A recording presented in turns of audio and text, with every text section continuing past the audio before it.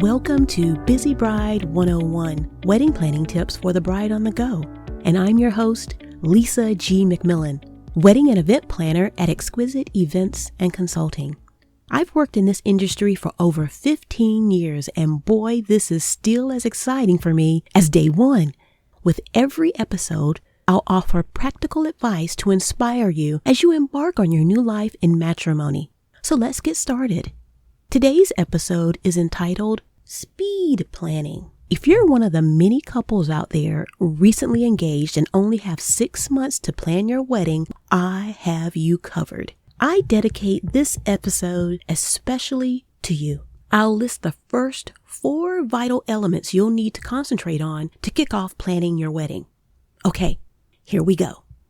Let's look at the word give and consider it as an acronym GIVE. G is for gown, I is for invitations, V is for venue, and E is for eat. Now it's time to explore each letter. Tip number 1. The letter G represents gown. Ladies, it can take months, and I mean many months, for your wedding gown to arrive. So you need to begin trying on different styles of gowns early in the planning process. Here's what I find is sometimes forgotten by brides. It's alterations and the fees customarily associated with them. For instance, a simple hem of your gown can range from $250 and up. Are the sleeves too long? Do you want to cover your back fat or add spaghetti straps to your dress? Well, that's not free. And please don't get me started talking about undergarments. I mean, that specialty bra has a hefty price tag. I'd better move on to the next tip. Tip number 2. The letter I is for invitations. There's nothing like thumbing through large books stacked and piled up on a table for you to choose your perfect invitation suite. The touch of an embossed piece of stationery or maybe the feel of linen cards can instantly grab your attention. However, you can purchase the same item online and hope it's what you want, yet the service is convenient and fast using your computer. Regardless how you order your invitations, it takes time to receive the proof, correct it, and receive the final set for mailing.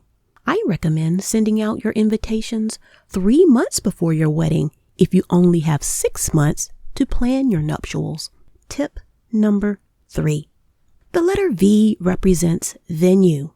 Knowing where you're going to exchange your I-dos can be a laborious challenge, especially for destination weddings where you live in one part of the country and the wedding is held in another. The search for a venue should include your price point and date availability. When those 2 elements are not in sync, you're headed for a considerable amount of frustration and waste of time. If at all possible, try to be flexible with your wedding date because you can find the perfect venue, but instead of a Saturday wedding, maybe they only have a Friday or Sunday available. Being amenable to alternate dates may save you thousands of dollars, especially if you're on a tight budget. Tip number 4. The letter E stands for eat. To be clear, I'm referencing food and beverage. Since this area is a large financial responsibility, you must treat it carefully and look at the fine print of your contract for any charges such as corkage fee, cake cutting fee, service charges, vendor parking, linen expenses, miscellaneous taxes, etc. Random thought here. Ask if there is a charge for a security officer if alcohol is served at your reception. Make it a point to ask the venue representative about each of these items for a clear understanding of what you are obligated to pay. Tip number 5. All of the advice mentioned are to be worked in tandem and not in any particular order. However, each play an integral part in creating a cohesive and manageable wedding. Thanks for listening to Busy Bride 101, Wedding Planning Tips for the Bride on the Go. To keep up with us and learn more tips, visit our website at www.exquisiteevents.info and on Instagram at Exquisite Events Consulting.